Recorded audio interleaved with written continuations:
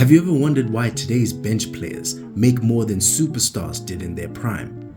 Today we will be discussing salary caps and TV deals to show how the NBA went from a hobby to a global product. You see, sports aren't inherently valuable. I can go to Zoo Lake right now and watch a basketball game for free. Nobody's getting paid. There's no merchandise. There's no VIP seating. It's the same game, but in a different context. Because now when you add cameras, sponsorships, media rights, and social media into the mix, it becomes entertainment. Now it's content. Now it's a high budget production. Back in 1979, Hall of Famer Larry Bird signed a 5-year deal worth $3.25 million. That's $650,000 a year. Compare that to 2023 when Dylan Brooks, a bench player, got $86 million for a 4-year deal. Now you may be asking, how is this possible? What's changed for this discrepancy to occur? In 2014, the NBA signed a $24 billion TV deal with ESPN and Turner Sports. That changed the whole financial landscape of the league. Before we can discuss how this money changed the league, we need to understand salary caps, what they are, why they exist. The salary cap is the maximum amount of money that each NBA team is allowed to spend on player salaries within a season. The reason why it exists is so that we don't have a Manchester City, PSG, Real Madrid type of situation.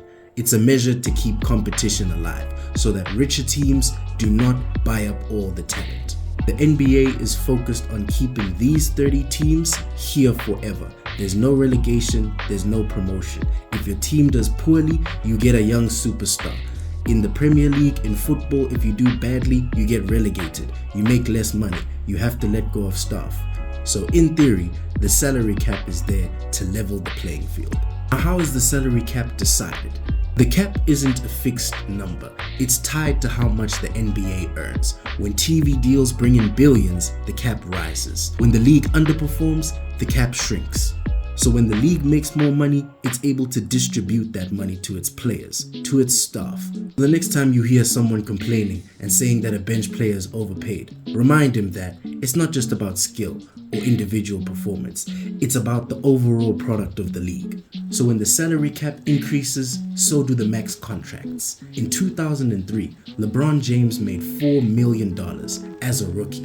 And 20 years later, LeBron finds himself making a cool $48 million per season. The NBA's growth not only gets players paid, it also sets up coaching in Africa, Asia, and other developing markets.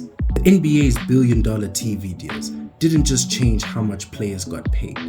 They changed the league's ability to market itself. And one of the biggest frontiers for the NBA is Africa.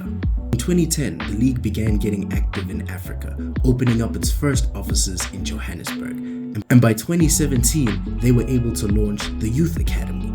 And from 2015 onwards, they've been able to organize exhibition games with African players competing in the games. Since 2010, NBA Africa has opened offices in Nairobi, as well as investing in infrastructure projects across the continent, investing in outdoor courts as well as indoor arenas.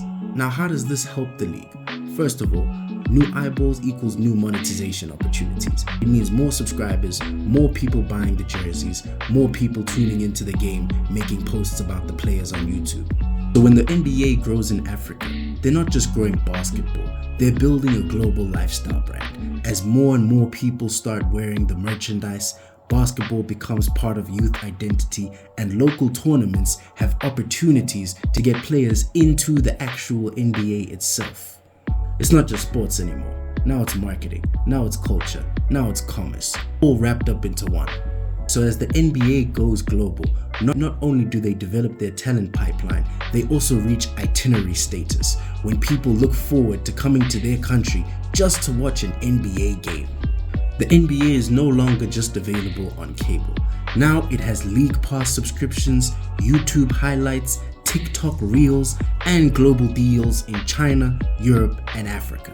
And this means more ads in more countries, in more regions, in more platforms. This uptick in popularity has allowed franchises to become brands. Back in the day, owning an NBA team used to mean running a sports team.